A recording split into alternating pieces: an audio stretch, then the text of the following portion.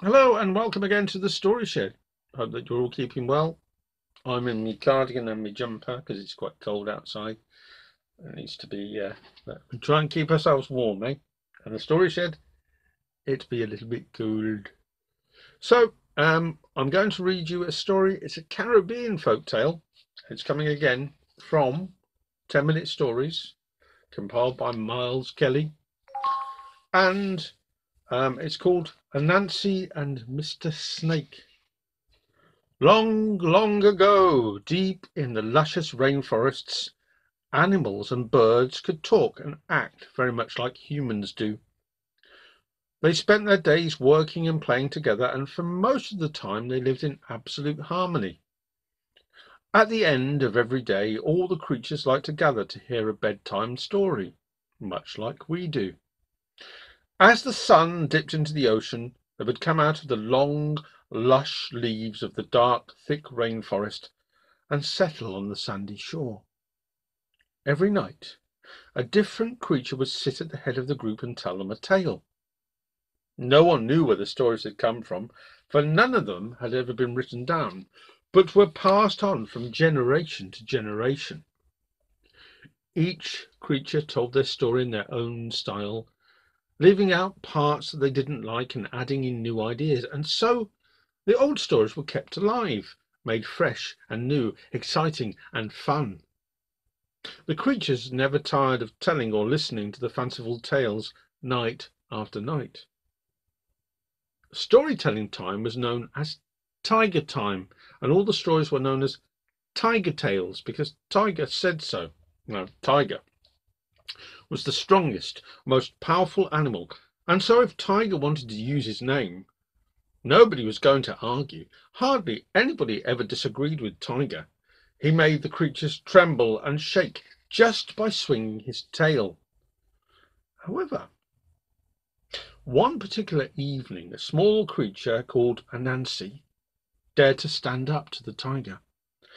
Anansi was a spider who knew how to turn himself into a man, or maybe he was a man who knew how to turn himself into a spider. I suppose it's the same thing, really. Whatever the case, he bravely stepped forwards out of the storytelling centre and spoke to Tiger.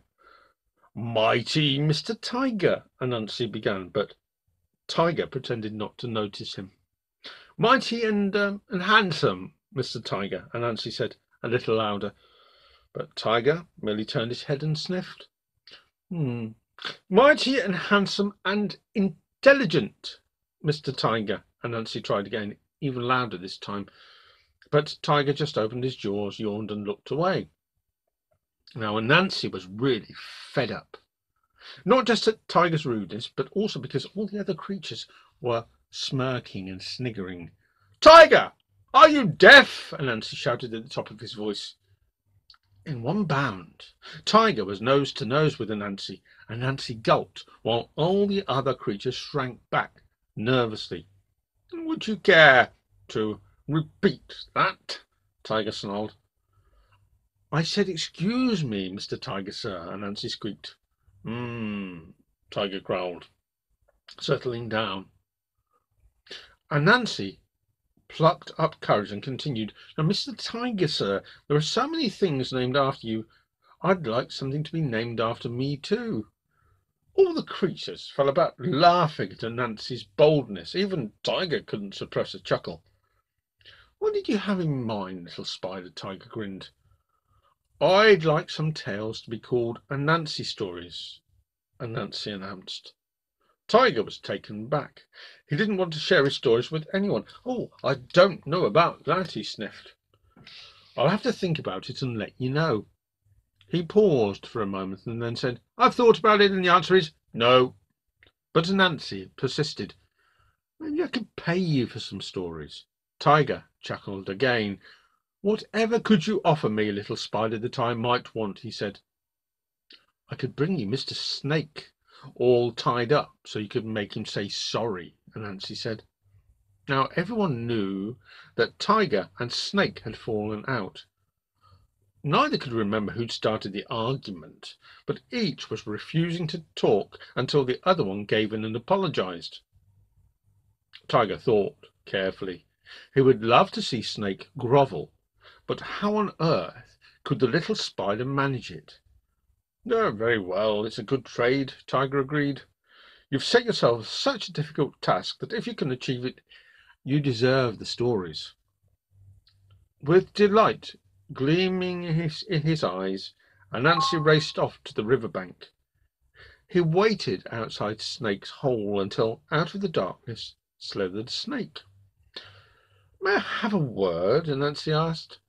"I've been telling everyone that you're the longest creature, but they've been laughing and saying that you're not."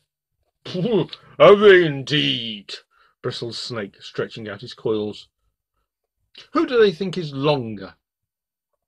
"Crocodile," Anansi fibbed. "But I thought if you measured yourself against a length of bamboo, I could then measure crocodile, and we could settle the argument. We both really know that you're the longest." "That's true," hissed Snake. "Let's do it." "Shall I tie you on?" Anansi suggested.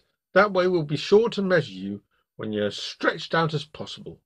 "Good idea," Snake agreed. Anansi stretched and tied Snake to the bamboo.